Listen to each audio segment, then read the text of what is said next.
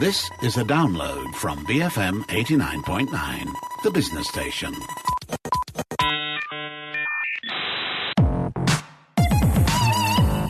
It's Fun Friday. My name is Jeff Sandhu. Just like Christmas, silly season comes but once a year.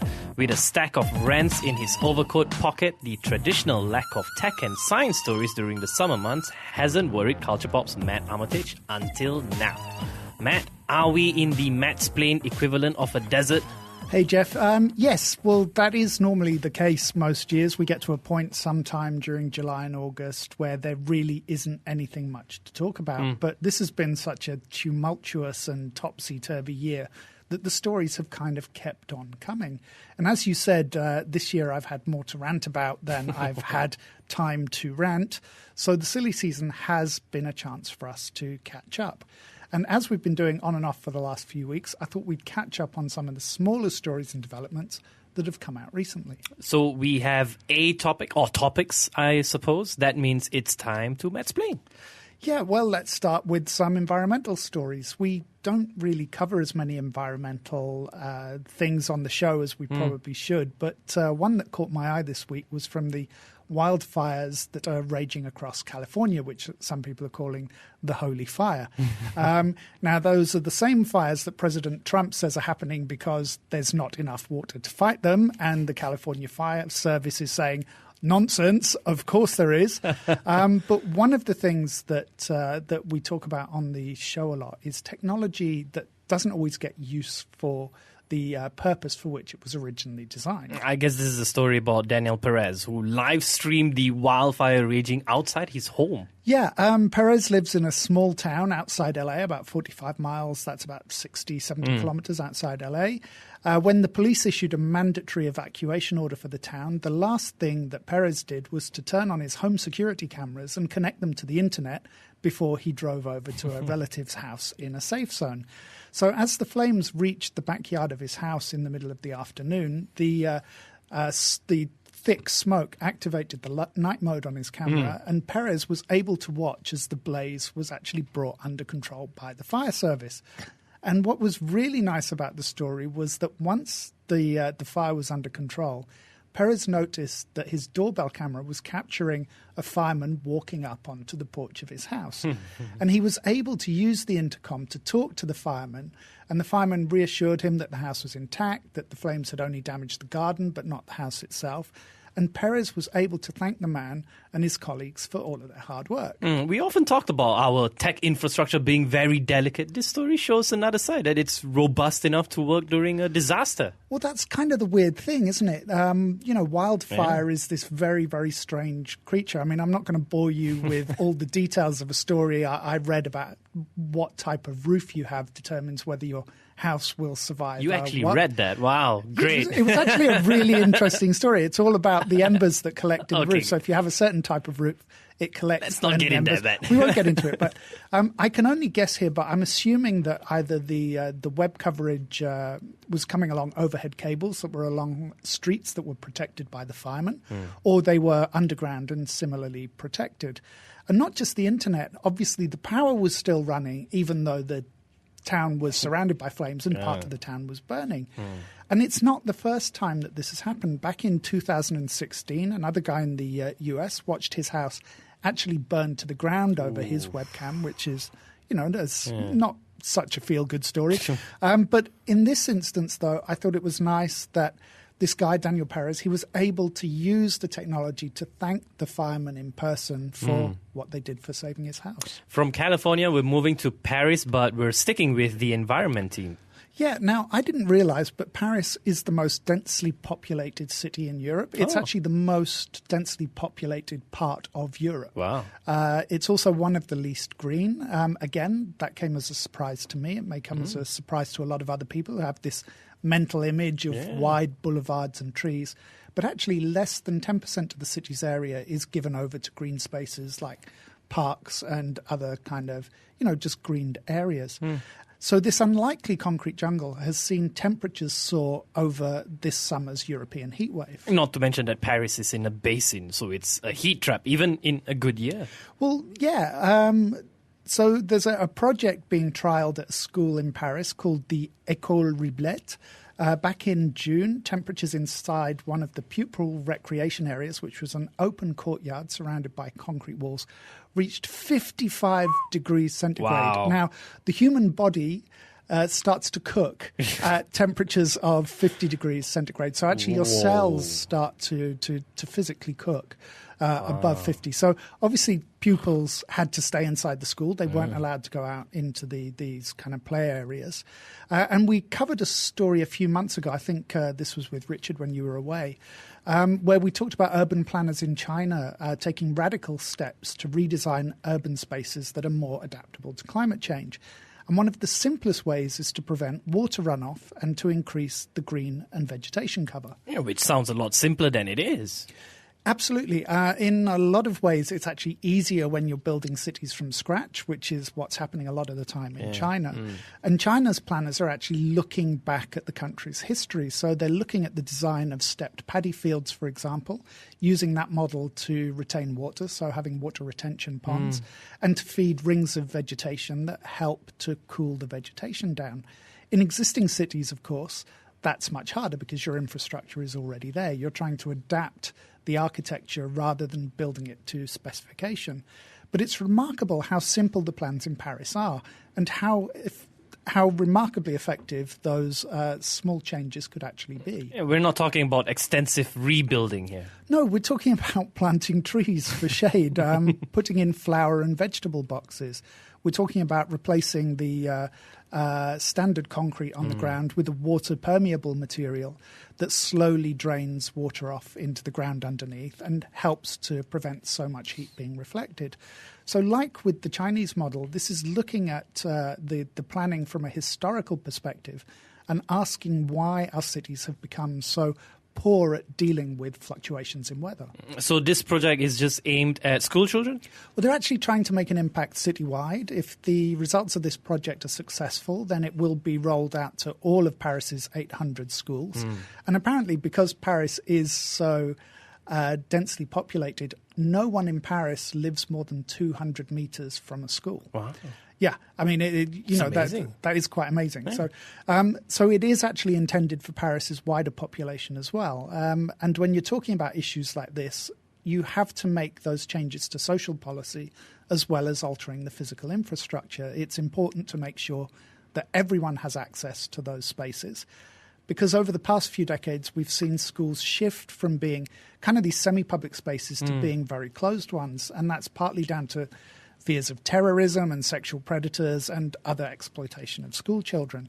So those are challenges that have to be overcome, not just in altering the schools, but in extending this kind of scheme to more public buildings and spaces and allowing people to have access to them. The shape of things to come, which actually kind of brings us nicely to a new shape that's already here. Yeah, researchers at the University of Seville have discovered a new shape. And no, they weren't messing around with adult colouring books. They were doing important research in biomedicine. It kind of ties in back to last week's show, Don't Be Afraid of Biotech.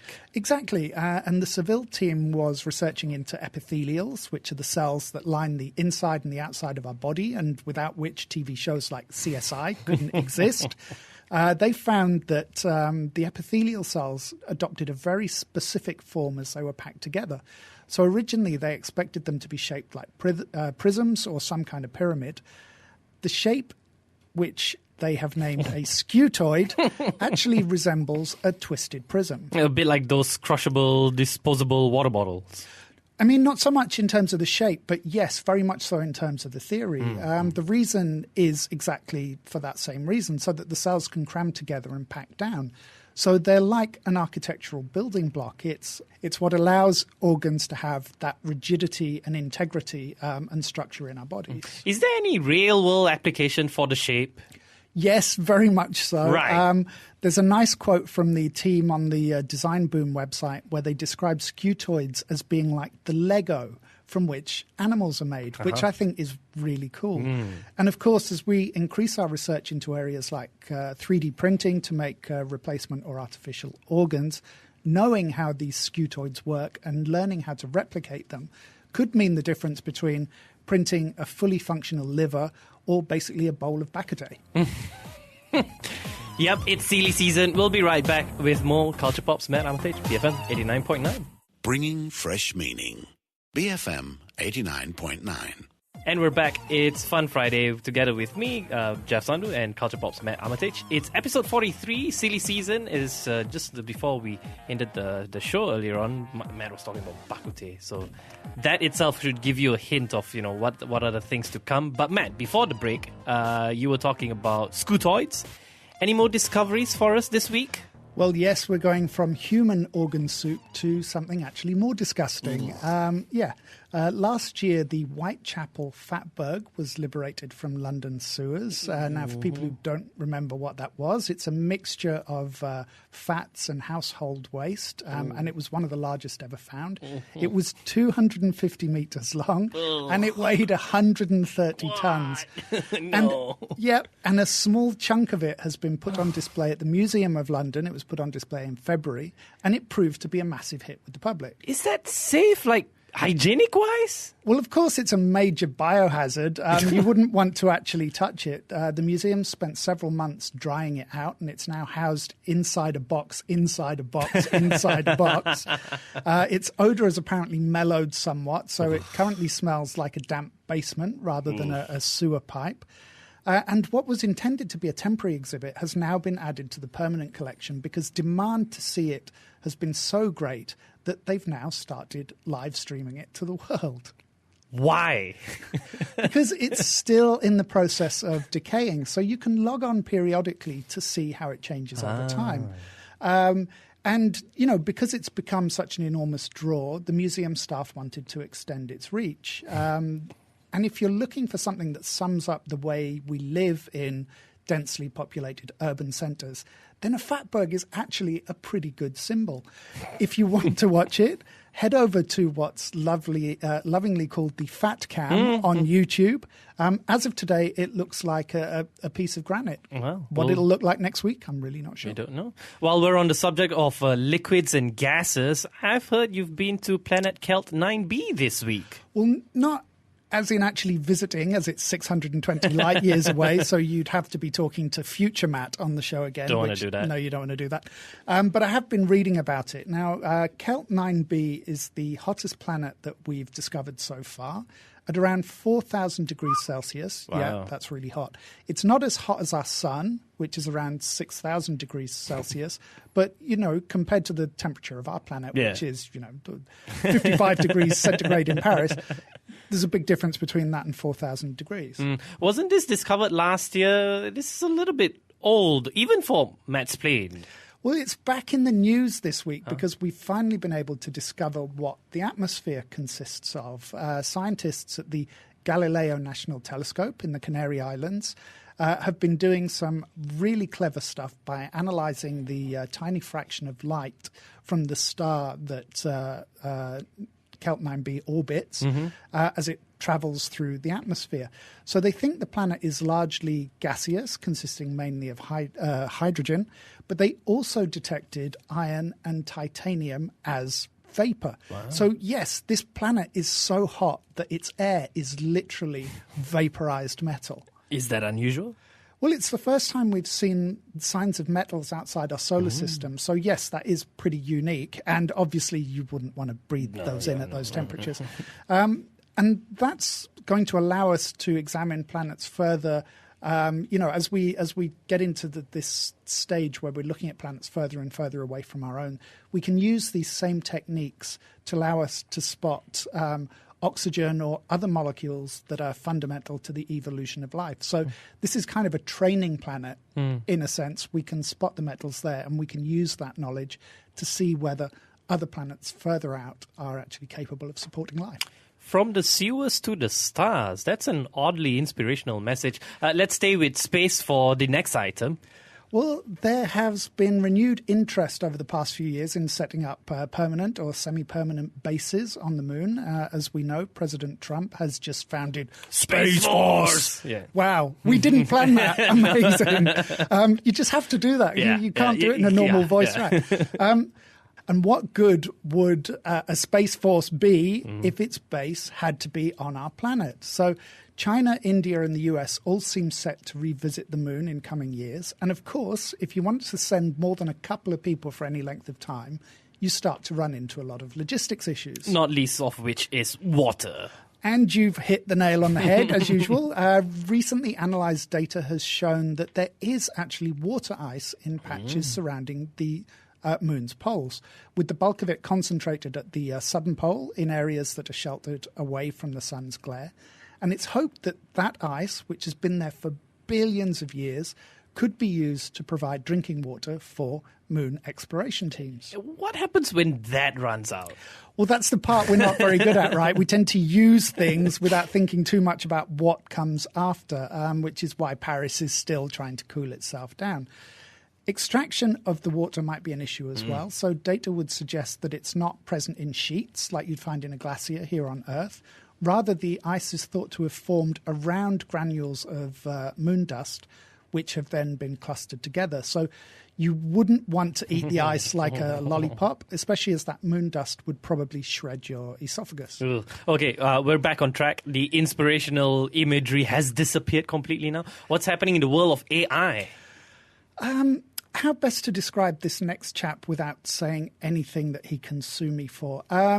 Tony Kaye, the mercurial director of American History X, which is a great film that was eventually edited by its star Ed Norton and released against the director's wishes, is trying to do away with actors altogether.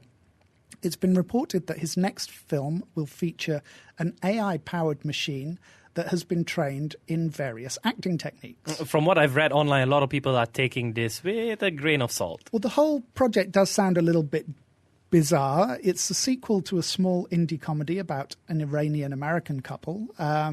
Tony Kaye had nothing to do with the original. There's nothing about it that suggests it would have a sci-fi premise. So you can only imagine that the machine would be trying to emulate a series of human actors for a story that's actually set in our present time. But automation, though, is coming to films. I mean, that part is very true. We can do incredible things with CGI, and increasingly those tasks are being handed off to artificial intelligence. But we still rely on human performance, even for movies like Lord of the Rings and Planet of the Apes, where the incredible Andy Serkis does a lot of the motion capture that is then turned into the CG animation. And, you know, we still use a lot of mechanical animals as well in everything from the Jurassic Park franchise to, you know, all kinds of monster movies. So whether this sequel, which will be called Second Born, happens or not, this is an obvious path for directors who don't really get on with human beings very much. It may not be from Tony Kaye, but I think we can expect to see human-free movies in the not-too-distant future. This isn't the only arts and AI story we've heard this week, is it? No, well, I spotted this story in New Scientist. It's about a text-to-image algorithm that draws whatever you type. It was developed by a guy called Tao Zhu at Microsoft Research. It was trained on a subset of photographs and descriptions. So when you type a series of words, it matches them to particular colors, textures, or shapes. Can we try it? Is it good? Well, the New Scientist writer concluded that the results are a bit rubbish, and I actually have to disagree. The results are extremely surreal because the algorithm isn't interpreting the words in the same way that we would. So if you ask it to draw a picture of a woman, it puts together something that roughly resembles a woman. And yes, you can try it. A guy called Cristobal Valenzuela, an artist and researcher at New York University, has built a basic website around the algorithm, so you can try it out. Go to cvalenzuelab.com and click on the Work tab and look for the text-to-image link. I've had about 2 hours of fun with it so far, and no, I haven't asked it for anything rude. All right. Now, you said this before the show that this next item is about Frida. Well, it's more about BFM getting more out of the enterprise team by replacing Frida with a mean robot. A team at the University of Clermont-Auvergne put people through a series of tests based on the Stroop task. Which is? Well, if you've used those brain training apps, you may be familiar with this task. It's actually really infuriating. The word green is spelled out on screen, but the color is red, yes. Or you may get a series of different colors, blue, green, and red, and none of them is the color they spell. Anyway, depending on the question, you either choose the color and not the word, or the word and not the color, and you're measured on your reaction time. It's really infuriating. It's way harder than it sounds, and it makes you want to throw your phone at the wall. And the robot helps how? Well, in the tests the university team carried out, the test subjects were overseen by a small robot. Some test subjects were overseen by a robot with a friendly demeanor, and others were overseen by one that said things like, "I don't want to be your friend." So the moral of the story is that we're scared of robots. Yeah, because they're mean. And this episode is starting to feel like a really bad dream here, Matt, which is ironic as our last item is about dreams, bad or good. I'm just not quite sure.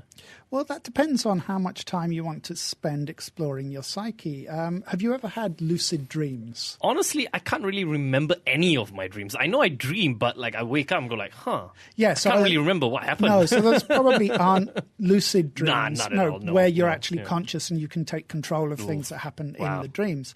I don't think I have either, but this is kind of the holy grail of the wellness and meditation crowd. Is there an app for that?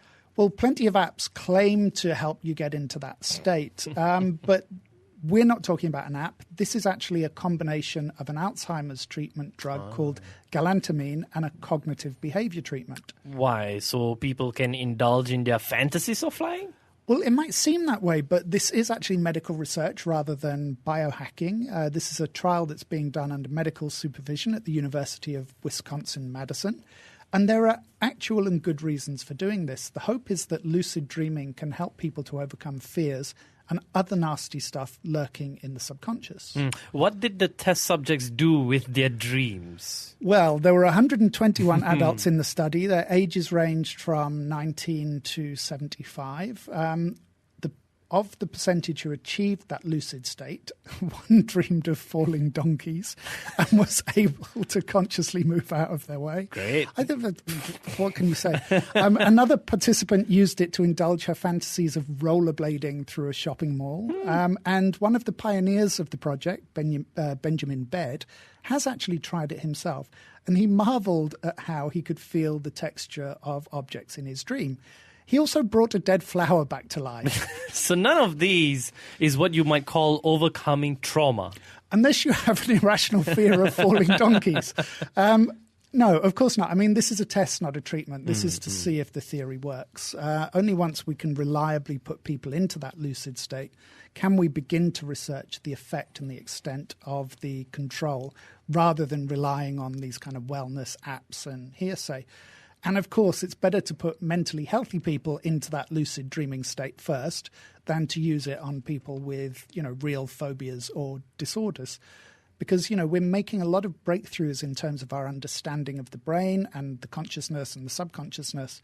And that's absolutely essential as we're seeing, this big increase, or at least increase in people coming forward for the treatment of mental disorders.